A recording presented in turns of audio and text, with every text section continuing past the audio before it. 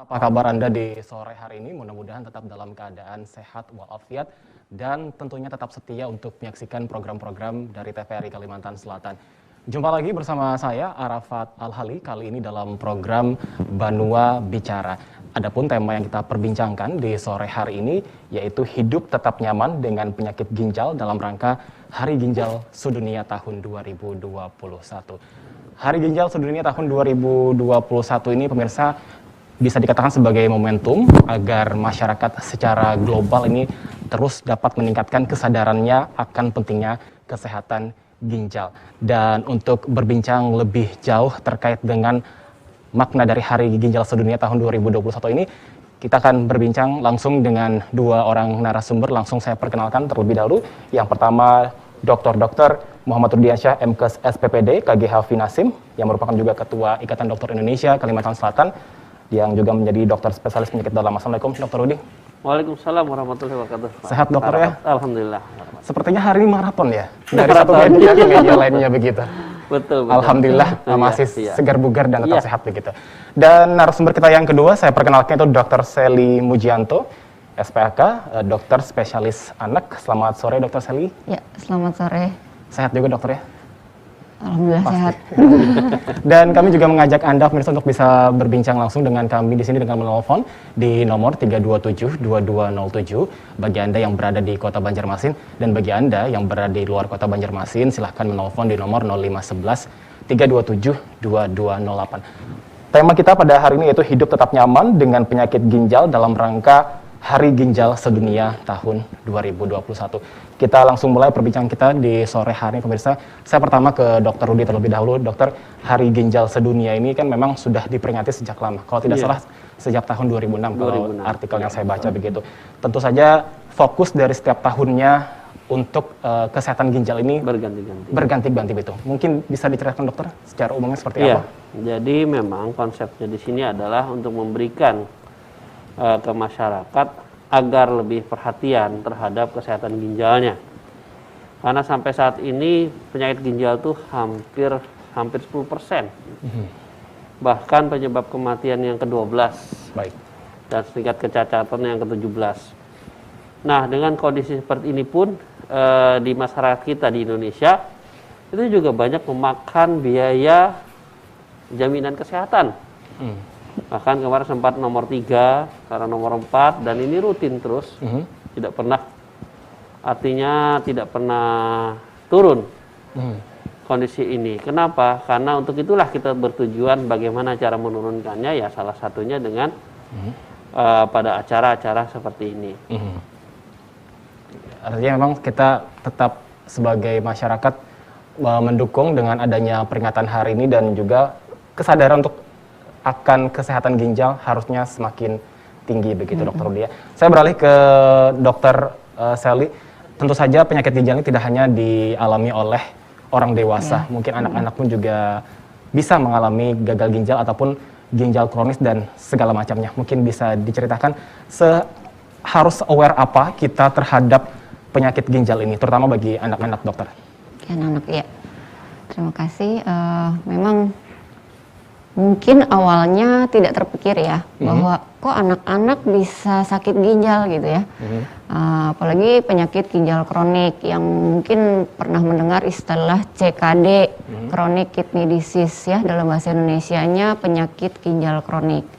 Ya, penyakit ginjal kronik itu memang ada stadium, sebenarnya ada stadium 1, 2, 3, 4, 5. Nah, apakah anak juga memang bisa? Bisa, mulai dari stadium 1 sampai stadium 5. Stadium 5 itu yang sampai harus dialisis ya. Dialisis itu ya artinya fungsi ginjalnya sudah sangat menurun sehingga harus diganti. Gimana caranya untuk mengoptimalkan mengganti si ginjal yang sudah fungsinya sangat turun tadi, ya, yaitu jangan mungkin istilah awam di sini bilang cuci darah, ya, tetapi sebenarnya cuci darah itu juga ada dua macam ya, ada yang memang cuci darah memang lewat mesin, ada juga yang istilahnya mungkin istilah awam tuh lewat perut, ya, jadi melewati lapisan kulit perut, ya, itu cairan yang dipakai. Nah, tentu saja anak-anak itu adalah aset kita ya, aset masa depan kita, masa depan bangsa ya. Nah, tentu kita harus aware memang. Nah, apalagi makanya untuk buat Kidney Day ini selalu di setiap tahun diingatkan kembali. Ya, jadi bahwa kesehatan ginjal itu penting banget.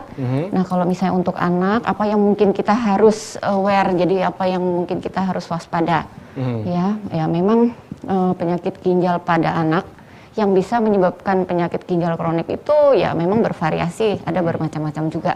Ya, mulai dari kalau dari data-data penelitian yang ada di seluruh dunia lah, hampir seluruh dunia itu penyebab penyakit ginjal kronik, terutama penyakit ginjal kronik yang udah stadium-stadium lanjut itu memang penyebab yang pertama itu adalah glomerulonefritis, ya artinya peradangan atau gangguan pada sistem penyaringan ginjal, glomerulus di ginjalnya.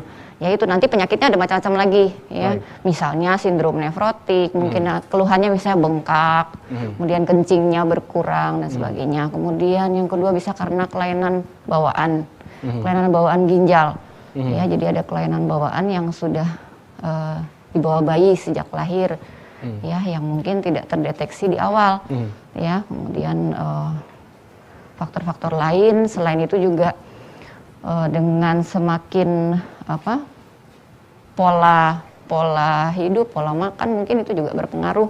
Ya, anak-anak sudah mulai ada yang obesitas, ya itu memang faktor resiko. Memang bukan berarti apakah semua anak yang obesitas itu harus kena penyakit ginjal, tidak juga, tapi itu suatu faktor resiko. Jadi sebaiknya memang kita tidak membiarkan anak-anak kita menjadi obesitas atau kelebihan berat badan lah. Seperti itu contohnya itu. Kira-kira seperti itu. Jadi kita tetap harus aware. Tentu saja kita tidak menginginkan bahwa seseorang baik maupun juga seorang anak begitu menderita penyakit ginjal. Tentu saja juga edukasi yang dilakukan kepada anak akan mungkin memiliki tantangan sendiri, dokter ya. Kepada siapa kita harus bisa menjelaskan tentang bahaya ginjal ini, kepada seorang tuakah yang mereka yang merawat si anak ini, apalagi kita bisa langsung memberikan pengertian bagaimana bahaya ginjal kepada si anak yang bersangkutan, dokter. Anak itu kan mulai dari bayi sampai umur 18 tahun. Nah, tentu kita lihat dulu nih anak ini umur berapa. Baik. Bagaimana kita menjelaskan tadi, ya kan? Nah, untuk menjelaskan tentu kalau untuk anak balita tentu kita tidak bisa jelaskan ke anak yang bersangkutan, tentu dengan orang tua atau yang mengasuh, yang merawat gitu. Anak-anak yang lebih besar itu misalnya udah remaja yang sudah mengerti kita bisa menjelaskan apa sih sakit yang sedang dialami, kemudian bagaimana kita mendukung pengobatan mereka, kemudian bagaimana support dari keluarga, orang tua, itu sangat-sangat penting buat mereka. Ya, jadi mulai dari yang bayi jadi kalau misalnya kita mau langsung ke si anaknya sendiri, tentu kita lihat usianya dulu, ya. Seberapa dia bisa menangkap makna itu gitu. Jadi tetapi tentu anak itu tetap di bawah pengawasan orang tua atau yang mengasuh. Jadi intinya kerjasama antara orang tua, kemudian mungkin dokter, kemudian mungkin ada pengasuh, mungkin itu perlu memang edukasi untuk kebaikan anak itu ya, supaya dia bisa hidup nyaman walaupun dia sudah ada penyakit ginjal misalnya. Seperti itu. Kalau pencegahan tentu kita secara umum ya, kalau pencegahan kan kita belum menemukan bahwa anak ini udah sakit ginjal loh, belum kan. Nah, kalau preventif ya bisa ke semua lapisan masyarakat tentu. Jadi untuk Hari Ginjal Sedunia ini kan tidak hanya untuk mengkhususkan untuk mereka yang sudah kena penyakit ginjal, tapi juga untuk yang lain yang belum, mudah-mudahan tidak gitu lah. Jadi kita untuk itu tujuannya juga untuk gimana promosi kesehatan, untuk memperbaiki mungkin pola hidup, pola diet dan sebagainya untuk mencegah penyakit ginjal. Memang diutamakan untuk bagaimana caranya kita membuat si anak, misalnya anak ya, kebetulan saya spesialis anak konsultan ginjal, pasien-pasien saya anak sampai 18 tahun, bagaimana membuat mereka yang sudah sakit ginjal yang berobat itu memang mereka tetap hidup bisa seperti anak pada umumnya gitu, seusianya. Jadi hari-harinya seperti biasa gitu, Dok, ya. Karena itu merupakan suatu beban juga mungkin dalam tanda kutip ya, beban dari keluarga, orang tua, ya secara tidak langsung kalau semuanya tidak saling mendukung gitu. Ya pengobatan tetap harus jalan, tetapi si anak juga tetap mungkin kehidupan sosial dia, sekolah, bermain itu tetap harus dimasukkan dalam program itu. Jadi jangan juga anak itu merasa bahwa wah saya kena penyakit ginjal. Iya, gitu yang merasa dia kok saya berbeda dengan teman-teman saya, mungkin akan faktor psikologis itu juga akan mempengaruhi ya. Jadi support dari keluarga, orang tua, itu penting sekali ya, supaya kita berharap ke depannya setiap anak itu, terutama anak yang kena penyakit ginjal, apapun penyebabnya kan bermacam-macam tuh, tidak sampai jatuh sampai ke CKD atau penyakit ginjal kronik yang udah stadium lanjut. Kita tidak berharap seperti itu kan. Jadi begitu cepat diketahui, diobati, kemudian dia tidak berlanjut begitu. Itu ya harapan, tentu harapan semua ya. Jadi terutama juga bagi mereka orang tua yang anaknya belum pernah kena penyakit ginjal begitu, harus perhatiannya begitu lebih kepada si anak agar penyakit yang namanya penyakit ginjal ini jangan sampai kena ke mereka begitu. Ada support dari orang-orang terdekat termasuk keluarga yang harus memberikan hal itu begitu kepada si anak begitu dokter ya. Saya beralih ke Dr. Rudy. Tadi kita sempat berbicara secara global nih dok tentang Hari Ginjal Sedunia ini begitu. Nah kalau kita persempit lagi nih dok ke Kalimantan Selatan. Mungkin dari ID Kalimantan Selatan ada event-event tertentu ataupun program tertentu yang berkaitan dengan Hari Ginjal nih dok? Iya, jadi kami dari Perhimpunan Nefrologi Indonesia itu melaksanakan kegiatan Hari Ginjal Sedunia. Yang relatif kita laksanakan sudah beberapa tahun terakhir ini ya. Baik. Memang tadi sudah dijelaskan sama Masnya bahwa sejak 2006 itu mulai diperingati Hari Ginjal Sedunia. Yang diperingatinya adalah setiap bulan Maret, minggu kedua, hari Kamis. Nah, itu kan. Jangan tanya saya hari Kamis. Yang jelas itu. Jadi tanggalnya bisa berubah. Kebetulan tahun ini adalah tanggal 12 ya. Tanggal 11 ya. Karena besok 11 ya. Sebelumnya tanggal 12, sebelumnya tanggal 14, macam-macam ya. Nah, pada tahun ini pun temanya juga biasa berbeda-beda dengan tema-tema sebelumnya. Tema tahun sebelumnya kita pernah tema tentang anak, ya. Khusus anak. Tentang yang obesitas, jadi berat badan lebih. Kemudian tentang penyakit-penyakit yang berhubungan dengan wanita. Kemudian tentang status gizi dan sebagainya, macam-macam ya. Nah, tahun ini adalah living well with kidney disease, artinya hidup tetap berkualitas dengan penyakit ginjal, atau kalau saya terjemahkan secara Indonesia yang nyaman, hidup tetap nyaman. Dengan penyakit ginjal. Jadi biarpun mereka ini sakit ginjal, tapi mereka tetap menikmati hidupannya seperti orang-orang yang sehat biasa. Itu bagaimana caranya, itulah kiat-kiatnya. Nah, pada kesempatan tahun ini kami melaksanakan beberapa pelaksanaan. Berhubung kita masih dalam masa pandemi juga, maka kegiatan pun tidak bisa meriah yang sebelumnya. Baik. Kita melaksanakan edukasi kepada masyarakat melalui beberapa media seperti saat ini. Alhamdulillah kami sangat berterima kasih sekali dari Perhimpunan Nefrologi Indonesia, baik itu yang dari anak maupun dari yang dewasa, difasilitasi untuk memberikan edukasi ke masyarakat melalui siaran televisi. Juga ada beberapa radio dan beberapa televisi lain. Ya, tadi saya di iRadio pagi tadi. Terus yang tadi di RRI. Betul. Besok mungkin di RRI lagi. Saya lihat tadi flyernya. Dan tadi juga masih Smart FM sedang mencarikan slot tempat. Saya bilang kami ingin berbagi saja. Jadi ya bukan karena niat untuk apa-apa. Jadi kalau mau dikasih alhamdulillah, nggak dikasih juga nggak apa-apa. Karena kita sama-sama untuk ke masyarakat tujuannya itu saja. Untuk memberikan edukasi ke masyarakat bagaimana pentingnya menjaga kesehatan ginjal. Ginjal kita memang dua, kiri kanan. Ginjal dua kiri kanan ini kalau dia rusak dua-duanya, kalau rusak pastilah dua-duanya. Maksudnya kalau dia sudah terjadi gagal ginjal, pastilah dua-duanya. Kalau cuma satu dia masih bisa seperti orang normal. Kenapa? Karena ginjal itu kan sifatnya kerjanya bergantian. Nah, memang lebih berat karena satu ginjal akan mengerjakan dua orang, ya dua ginjal tadi. Prinsipnya seperti orang cangkok ginjal. Orang cangkok ginjal, maka yang ginjal dimasukkan itu adalah satu ginjal yang sehat dari orang yang sehat ke orang yang ginjalnya udah rusak. Otomatis kehidupannya ditopang oleh satu ginjal yang dari orang lain tadi. Nah, orang yang diambil ginjalnya itu pun juga hidup dengan satu ginjalnya tersisa yang sehat juga ditopang dan bisa hidup seperti biasa. Tapi memang berbeda dengan orang yang punya ginjal sehat dua-duanya. Otomatis kehidupannya dia harus menjaga benar-benar dalam kehidupan kesehariannya, mengurangi beban kerja dari ginjal yang biasanya dilakukan oleh dua ginjal. Itu konsepnya.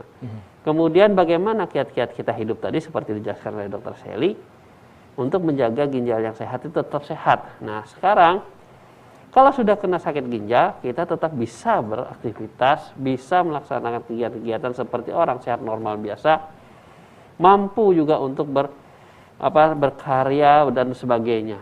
Nah, disinilah kami ingin memberikan tips-tips sedikit untuk mereka-mereka. Nah, bagi mereka yang belum, yang bukan belum artinya bagi mereka agar tidak sampai terjadi sakit ginjal, kami memberikan edukasi khususnya mereka yang punya faktor resiko. Siapa yang punya faktor resiko? Yaitu orang-orang yang punya penyakit darah tinggi, kencing manis, sering kena batu ginjal, ya, sering infeksi saluran kencing, bahkan ada kelainan, misalnya kelainan kista ginjal, atau kelainan autoimun lain, penyakit-penyakit bawaan, seperti kayak lupus, penyakit mungkin ginjal badan bengkak dan sebagainya, yang tadi dikatakan oleh Dr. Sally, sindrom nefrotik atau glomerulonefritis akut dan sebagainya. Itu salah satu atau beberapa faktor yang bisa menyebabkan gagal ginjal. Ini yang harus kita kelola, jaga baik-baik. Ya, baik. Nah, tentu saja untuk penyakit ginjal ini tidak sampai menyerang seseorang begitu, ada deteksi dini yang harusnya dilakukan begitu. Seperti apa, dokter, pola deteksi dini yang harusnya dilakukan oleh masyarakat? Ya, saya katakan lagi, sakit ginjal itu tidak bergejala. Jadi yang bisa kita jaga adalah bagaimana kita menjaga screening tadi, artinya rutin bagi mereka-mereka minimal pemeriksaan kencing, urin rutin itu sangat-sangat bermanfaat sekali untuk mengetahui awal adanya gangguan ginjal. Kalau sudah dengan periksa lab yang artinya gagal ginjal, itu berarti sudah terjadi, berarti sudah gangguan. Periksa ureum kreatinin tinggi, ya udah berarti sudah telat. Ya, justru kita memeriksa pada saat ini normal.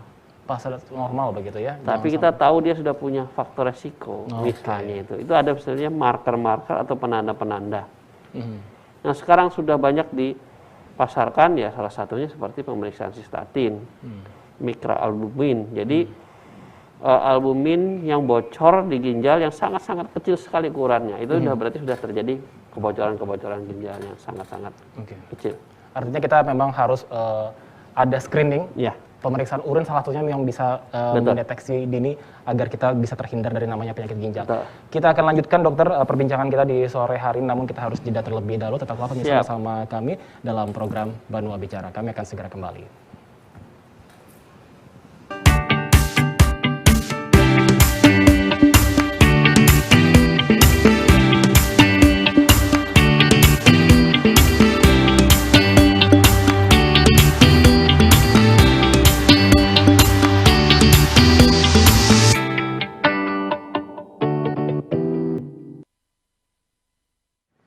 Terima kasih Anda masih bersama kami dalam program Banua Bicara. Kami masih mengajak Anda pemirsa untuk bisa berpartisipasi dengan menelpon di nomor 327-2207 bagi Anda yang berada di Kota Banjarmasin, dan bagi Anda yang berada di luar Kota Banjarmasin silakan menelpon di nomor 0511-327-2208. Tema kita di sore hari ini yaitu hidup tetap nyaman dengan penyakit ginjal dalam rangka Hari Ginjal Sedunia tahun 2021. Saya masih kembali ke Dr. Rudi. Dok, tentu saja Hari Ginjal Sedunia ini sebagai momentum juga untuk mengevaluasi bagaimana fasilitas kesehatan terutama untuk kesehatan ginjal di Indonesia. Dokter menilainya seperti apa? Jadi gini, penyakit ginjal ini memang sampai saat ini belum ada pengobatan yang efektif ya. Bagaimana mengembalikan ginjalnya menjadi normal, itu masalahnya. Baik. Pada saat ginjal itu rusak, maka ya sudah, pilihannya cuma ada 3 modalitas. 1, cuci darah. Sebenarnya bukan cuci darah dulu, cuci darah dalam rangka untuk menunggu mau cangkok ginjal. Jadi satu pertama adalah ganti ginjal baru, yaitu cangkok ginjal. Atau transplantasi ginjal. Yang kedua akhirnya ya cuci darah. Cuci darah ini dibagi 2, yaitu satu dengan mesin. Yang kedua menggunakan rongga perut, rongga peritoneum. Jadi kalau pakai mesin ya tinggal diambil darahnya keluar, masuk ke mesin, masuk ke tabung pembersihnya, penyaring, kemudian dikembalikan lagi masuk ke dalam darah. Kalau cuci yang pakai rongga perut, peritoneum atau CAPD, namanya Continuous Ambulatory Peritoneal Dialysis, itu cairan dimasukin ke dalam perut orang. Kemudian di dalam perut itu nanti cairannya akan bertukaran sendiri di dinding-dinding pembuluh darah, dinding-dinding yang dari omentum atau dinding perut tadi. Jadi darah yang kotor tadi mengeluarkan, ditarik oleh cairan tadi, racun-racunnya. Jadi itu dinding rongga di omentum itu dia punya sifat seperti membran, seperti penyaring. Dengan tekanan cairan tertentu, tekanan tertentu itu akan menarik kotoran. Kemudian yang bagus-bagusnya zat-zat ini ketarik masuk ke dalam, jadi tukeran ya masuk ke dalam pembuluh darah. Ditunggu sekian jam, kemudian dibuang, dikeluarin, diisi lagi. Buang, isi lagi, buang, isi, buang. Jadi isi ulang. Ya. Itu sehari mungkin rata-rata sekitar 3 atau 4 kali mengganti. Dan itu seterusnya. Seperti cuci darah, seperti ginjal mencuci darah itu seterusnya. Nah ini seterusnya itu jadi 4 kali sehari misalnya, atau 5 kali atau 3 kali, tergantung kondisinya. Nah, fasilitas yang ada adalah bagaimana pada kondisi pasien orang-orang yang sakit ginjal ini bisa teratasi kondisi ini. Baik. Satu yang paling utama tadi ya cangkok. Kalimantan Selatan sampai saat ini belum mampu untuk melakukan cangkok ginjal. Baik. Dan ini sebenarnya merupakan suatu hal yang yang sebenarnya sudah bisa dilakukan, tapi tapi mungkin ya karena sesuatu dan hal ya belum lah. Mungkin Kalimantan Timur nanti akan duluan. Ya. Jadi ini menjadi salah satu sebenarnya ya kekurangan kita juga sebagai Kalimantan Selatan, rumah sakit yang besar juga, dan provinsi yang cukup bagus dan baik, dan yang pertama juga waktu itu adalah konsultan ginjalnya ada di sini kan. Tapi ya harapan kami harusnya sih mampu, gitu. Karena sekitar 2-3 tahun yang lalu saya sudah membuat arahan-arahan untuk bisa pelaksanaan cangkok, tapi ya belum ada gayung bersambut lah. Mungkin nanti Kalimantan Timur yang duluan ya, karena Kalimantan Timur juga sudah ada konsultan ginjalnya. Ya kita doakan saja supaya Pulau Kalimantan sudah bisa melaksanakan cangkok ginjal. Itu yang pertama. Fasilitas-fasilitas itu sebenarnya sederhana kan. Cuman yang paling sulit memang mencari donornya, mencari donor ginjalnya ini susah. Oke, donornya. Baik. Yang kedua, selain mencari donor, adalah dari mesin, ya mesin HD. Nah, kalau mesin HD ini kebutuhannya sesuai dengan jumlah pasien yang ada yang memerlukan cuci darah.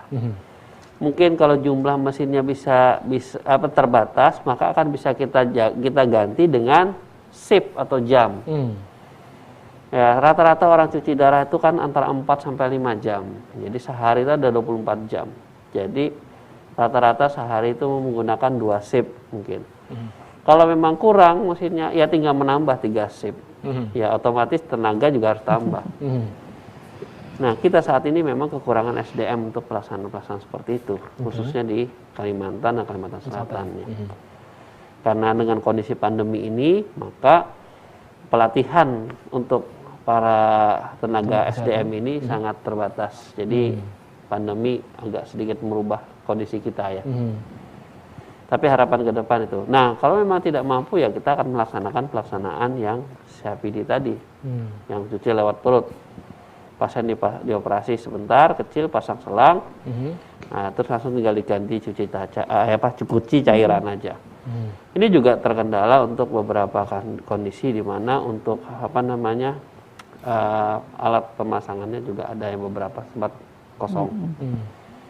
Nah, untuk fasilitas lain-lainnya sementara sebenarnya sih sudah cukup ya. Artinya kalau menurut saya sih tinggal bagaimana meningkatkan agar kualitas pada pasien-pasien ini menjadi lebih baik. Dan kita memang terus terang kekurangan SDM ya. Saya juga berharap nanti ke depan sudah ada tambahan lagi para ahli-ahli ini, nanti kita akan bisa membantu masyarakat menjadi lebih baik lagi. Itu saja sebenarnya. Kalau secara fasilitas sih sebenarnya sudah cukup. Tapi sayang tadi untuk cakok ginjal kita masih belum begitu ya. Untuk cakok ginjal belum melakukan. Permasalahannya kan tidak sesederhana seperti kayak saya mau menyuntik orang. Juga prosedur masalah hukumnya, terus masalah fasilitas. Kalau fasilitas sih sebenarnya nggak terlalu ya. Dokter kita sudah ahli-ahli, rumah sakitnya juga cukup bagus. Cuma tinggal kemauan mau melaksanakan atau tidak itu saja. Baik. Ya.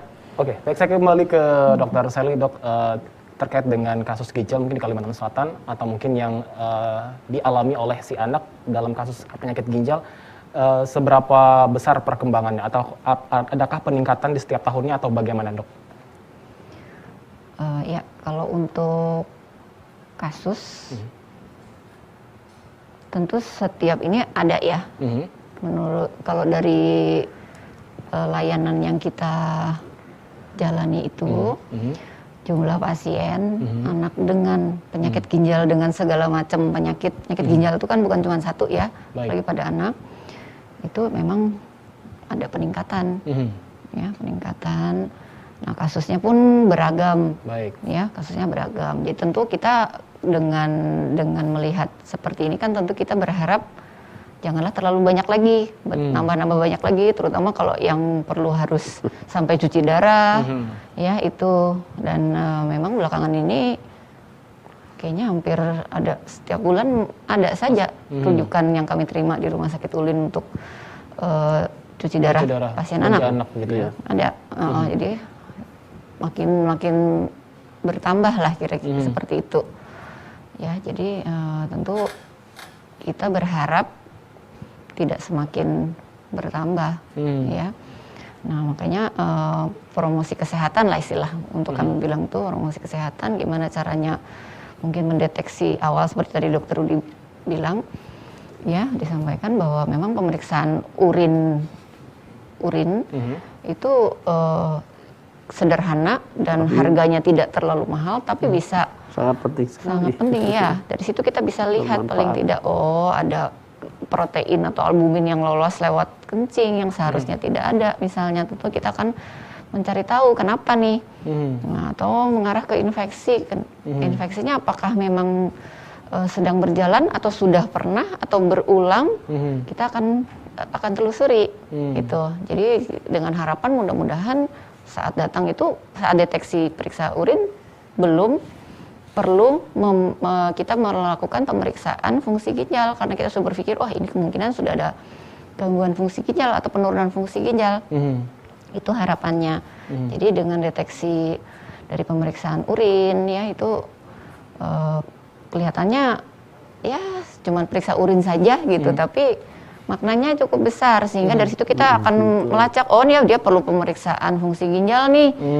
Kemungkinan jangan-jangan dia sudah ada penurunan fungsi ginjal, kemudian kelainan ginjalnya apa saja. Dari situ kita akan melacak pemeriksaan darahnya apa saja karena pemeriksaan darah penunjang itu kan banyak sekali macamnya. Ya, dan kita kan tidak perlu memeriksa semua yang tidak perlu, yang perlu-perlu saja sesuai dengan hasil itu. Itu jadi itu kan akan mengurangi kos biaya. Sebenarnya kalau biaya kalau dari awal itu, tapi kalau sudah datang sudah dengan kondisi jelek, ya sudah jelek lah istilahnya gitu kan, sudah harus cuci darah ya, semua harus di screening tuh. Pemeriksaan screeningnya berbagai macam, mulai dari apa penyebabnya, kemudian apa komplikasi akibat itu semua dilacak semua, pemeriksaannya lumayan itu. Banyak Biasanya biaya banyak, dikeluarkan iya. akhirnya begitu dok ya. Iya, Lebih baik pada saat tidak keadaan ada. normal memeriksakan urin begitu dengan Masih biaya yang bisa. terjangkau. Tapi kalau pemeriksaan Iya. urin di fasilitas kedokteran terdekat seperti puskesmas ada begitu dokter? Bisa. Ada, Bisa bisa, ya? bisa, Plastik bisa. aja bisa, 1000 aja Bisa. cukup ya. Artinya memang Bisa. keinginan kita diri sendiri aja lagi Iya. yang harus peduli dengan kesehatan kita untuk Betul. bisa memeriksakan secara berkala apa yang terjadi dalam diri kita gitu untuk Iya. mengetahui ini apa yang terjadi dalam diri kita ini, termasuk mungkin nanti kalau ada arah-arahnya ke penyakit ginjal tentunya harus ada lagi yang harus diperiksakan lebih lanjut begitu dokter ya. Apalagi anak ya, kadang-kadang mungkin anak kelihatannya nggak Anak kan terlalu mungkin kelihatan, tidak iya, tahu kadang-kadang ya. malah Betul. tidak tahu. Ya. Pikir anaknya tambah gemuk nih, ternyata bengkak Oh. sebenarnya. Wah, anak saya jadi tambah gemuk nih, padahal Banyak bukan makan. gemuk.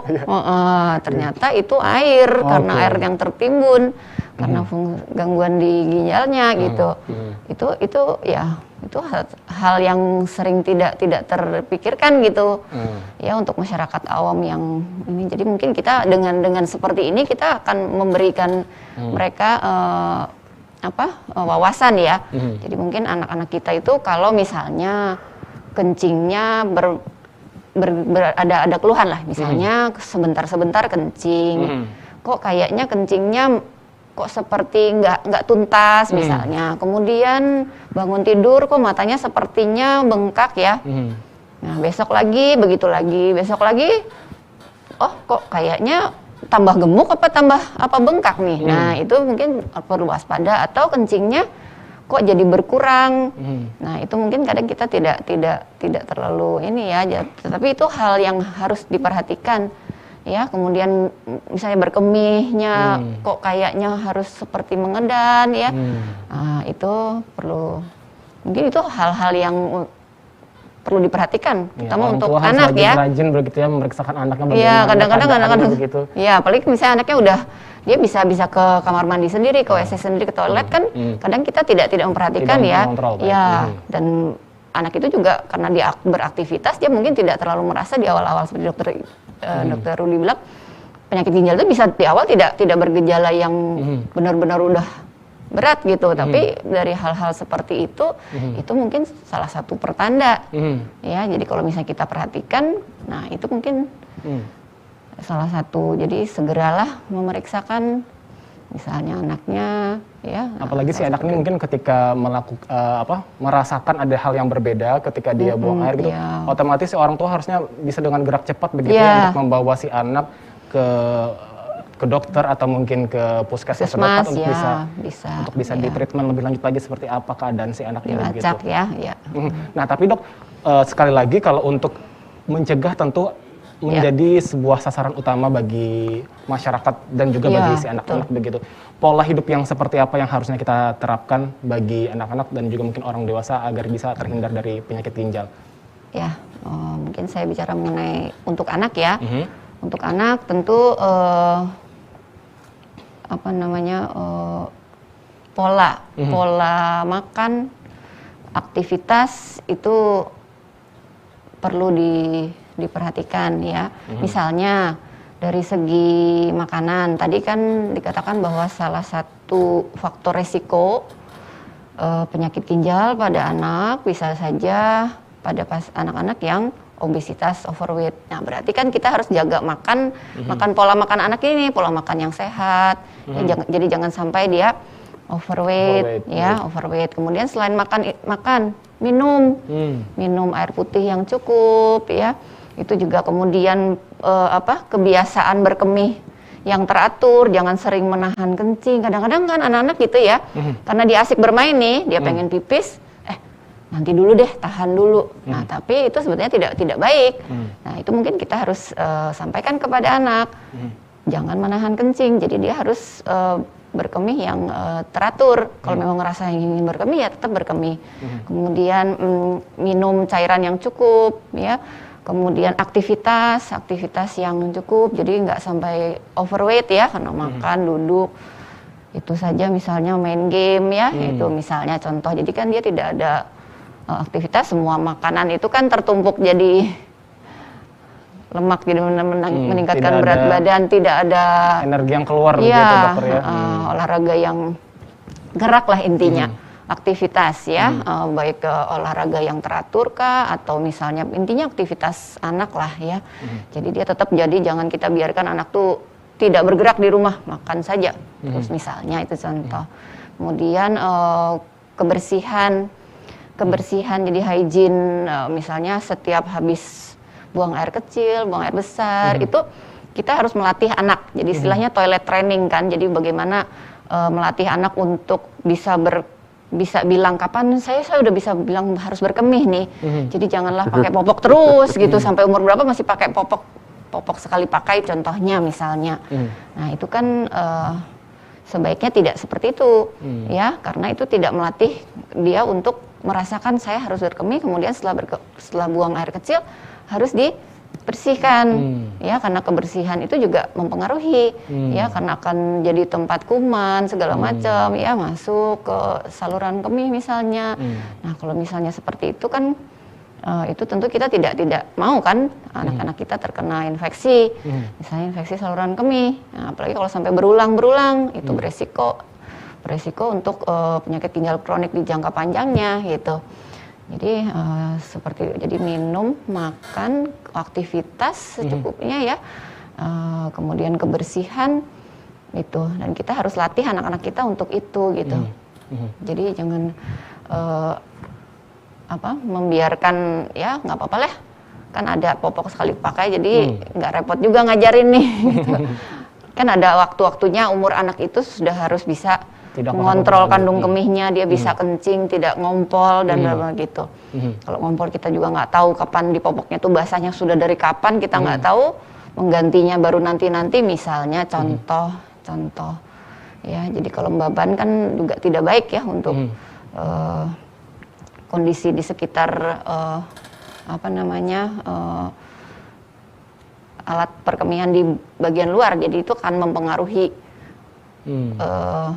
bisa menimbulkan faktor resiko terinfeksi itu, misalnya itu contoh seperti itu. Jadi yang harus kita atur untuk bisa kita kontrol bagi si anak begitulah, makannya, kemudian juga aktivitasnya, dan juga kebersihannya. Ya, minumnya juga hati-hati, minum juga. Jadi jangan minum air putih.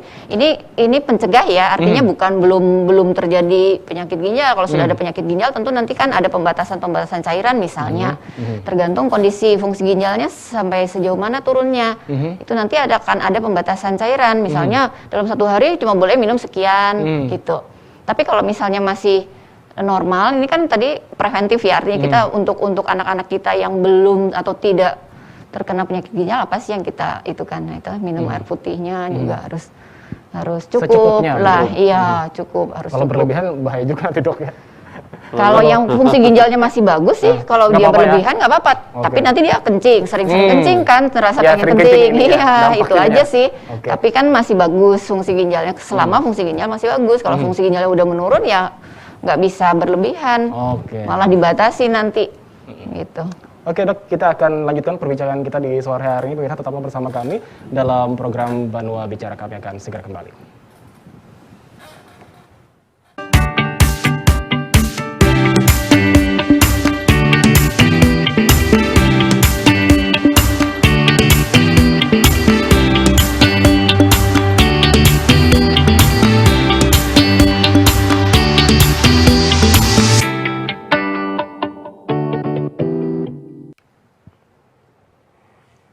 Terima kasih masih bersama kami dalam program Banua Bicara, dan kami juga masih mengajak Anda pemirsa untuk bisa berpartisipasi dengan menelpon di nomor 327-2207 bagi Anda yang berada di Kota Banjarmasin, dan bagi Anda yang berada di luar Kota Banjarmasin silakan menelpon di nomor 0511 327 2208. Tema kita di sore hari ini, hidup tetap nyaman dengan penyakit ginjal dalam rangka Hari Ginjal Sedunia tahun 2021.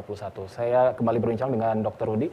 Kalau melihat dari penyakit ginjal yang bisa dialami oleh manusia begitu, melihat dari jenis kelaminnya, apakah kira-kira perempuan lebih tinggi atau sebaliknya laki-laki bisa terkena potensi lebih tinggi penyakit ginjal, atau sama saja potensinya dokter? Iya, memang secara prinsip sih sebenarnya sama aja ya. Baik. Cuman kemarin sempat kita buat tagline untuk tema Hari Ginjal Sedunia itu adalah wanita. Ini dalam rangka untuk perhatian terhadap kaum hawa ini, di mana dalam kondisi sehari-harinya kaum hawa ini mempunyai risiko yang cukup tinggi. Baik. Jadi bukan karena jumlahnya banyak, tapi resikonya. Resikonya, baik. Pertama, resiko dari umur-umur, tergantung umur ya. Jadi berhubungan dengan menstruasi, otomatis darah itu kan banyak keluar. Kalau ini tidak dijaga, maka terjadi HB yang rendah. HB rendah akan mempunyai resiko untuk terjadi gangguan ginjal. Kedua, penyakit-penyakit autoimun kebanyakan terjadi pada wanita. Nah, ini juga mencari resiko. Jadi pada wanita. Ketiga, wanita melahirkan, hamil, ini mempunyai resiko juga. Dan infeksi saluran kecil dan sebagainya, sehingga ini jadi lebih meningkatkan. Keempat, ya masalah hormonal. Jadi hal-hal seperti itu membuat muncullah tema berdasarkan jenis kelamin, yaitu pada wanita. Secara prinsip sebenarnya sih sama aja, karena masing-masing punya resiko masing-masing. Misalnya pada laki-laki bisa terjadi prostat. Prostat juga penyumbatan, akhirnya terjadi batu dan sebagainya, infeksi air ginjal juga sama. Pada wanita punya resiko terjadinya kanker leher rahim, infeksi dan sebagainya. Apalagi tadi sudah saya jelaskan yang lain-lainnya tadi ya. Nah, itu jadi sama aja sebenarnya. Aktivitas mungkin lebih berat pada laki-laki, jadi lebih banyak lagi ya kan, kegiatan, lupa menjaga kesehatan ginjalnya misalnya. Nah, yang justru saya ingatkan garis bawah di sini adalah faktor-faktor resiko karena penyakit-penyakit lain yang menahun. Di Indonesia, angka tertinggi penyebab gagal ginjal yang sampai saat ini juga cuci darah itu adalah hipertensi atau darah tinggi. Baru diikuti dengan kencing manis. Memang angka ini berbeda dengan angka di luar negeri. Di luar negeri kebanyakan memang kencing manis nomor 1, baru darah tinggi. Nah, darah tinggi yang ada sekarang di Indonesia ini sangat cukup mengkhawatirkan juga. Karena memang di mana-mana yang namanya darah tinggi ini itu sangat sulit untuk mengontrol. Beberapa negara maju pun dia mampu mengontrol agar tekanan itu normal. Itu paling sekitar antara 50-60% dari keseluruhan pasien-pasien yang hipertensi atau darah tinggi. Nah, hipertensi ini atau darah tinggi ini menjadi momok lagi untuk Kalimantan Selatan, di mana Riskesdas tahun 2019-2020 itu ternyata angka hipertensi tertinggi di Kalimantan Selatan dari seluruh Indonesia. Nah, ini menjadi PR buat kita semua, bahwa ternyata masyarakat kita banyak yang belum aware terhadap hipertensi. Sedangkan kita tahu penyebab terbanyak gagal ginjal itu adalah hipertensi. Banyak di masyarakat masih berpikir bahwa hipertensi ini penyakit seperti biasa. Jadi ya sudah, nggak perlulah mau dijaga, nanti diet aja lah. Banyak makan sayur-sayuran lah, buah-buahan lah, daun kumis kucing dan sebagainya, kumis anjing. Saya bilang kalau sudah hipertensi mau makan apa aja 1 kilo baru bisa turun tensinya. Mau makan daun 1 kilo, 2 kilo. Karena itu kan ekstrak itu mendapatkan kekuatan setara dengan seperti obat, itu besar sekali. Sementara obat itu diambil, diekstrak, dibuat sampai sedemikian rupa, sampai dalam bentuk yang kecil, tapi kekuatannya berapa ratus, berapa ribu kali dari yang bahan yang alami aslinya. Mereka berpikir bahwa dengan minum obat ini nanti takut ginjalnya rusak. Padahal itu adalah pikiran yang sebodoh-bodohnya orang. Pada kasus darah tinggi, apabila justru darah tingginya tidak dikontrol, tidak diminum obat, ginjalnya akan rusak lebih cepat. Ya, jadi justru dengan minum obat itulah ginjalnya terlindungi. Itu saya sangat-sangat sedih dan sangat sakit hati banget sama masyarakat yang berpikirannya begitu naif gitu loh. Termasuk juga kencing manis. Saya tidak perlu minum obat, nanti makan obat, nanti ginjal saya rusak. Bullshit, saya bilang. Justru karena nggak minum obat itulah ginjalnya jadi rusak. Karena kencing manis, gulanya tidak terkontrol. Saya nggak perlu, saya pakai diet aja. Tiba-tiba beberapa saat kemudian gulanya normal, bagus, senang dia. Iya, betul, saya sedih. Saya bilang, cek ginjalnya. Ginjalnya biasanya rusak sudah. Kenapa? Karena gula yang begitu tinggi tadi akan merusak ginjal.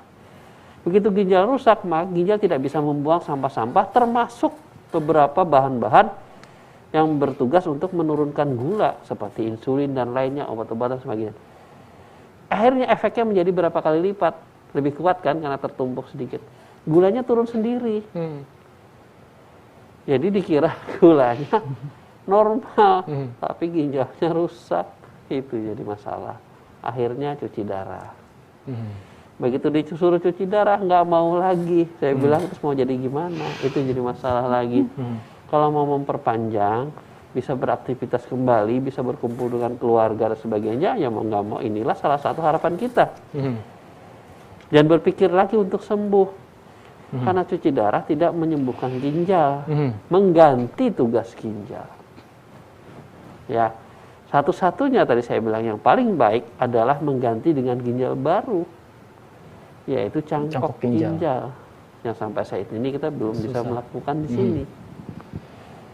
Itu lebih baik kita minum ketika mengalami hipertensi dan diabetes, segera minum obat tersebut agar kita mengontrol tekanan darahnya. Ya kalau misalnya tanpa obat terkontrol ya bagus. Tapi kita kan tidak bisa situ sini dan langsung diturunkan. Gitu aja. Terakhir mungkin dok, ingin yang disampaikan kepada masyarakat pesan-pesannya agar kita bisa menghindari penyakit ginjal ini seperti apa? Silahkan dokter. Terima kasih. Ya, prinsipnya adalah satu, hidup sehat.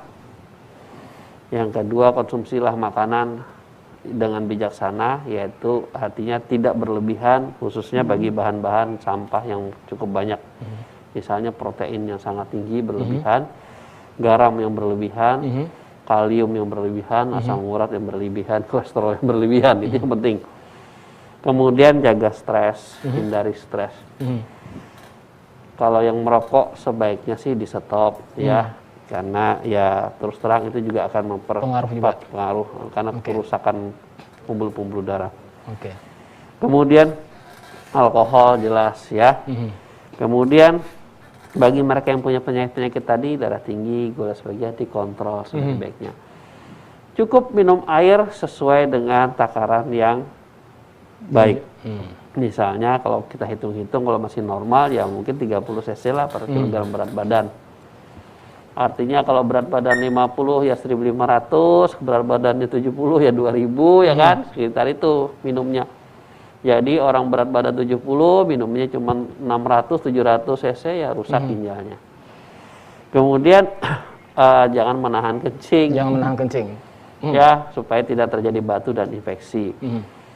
Nah, itu yang paling utama sih sebenarnya itu saja bagi mereka. Nah, yang lebih baik lagi adalah mereka yang sakit ginjal tetap bisa berkualitas, disiplin, itu saja.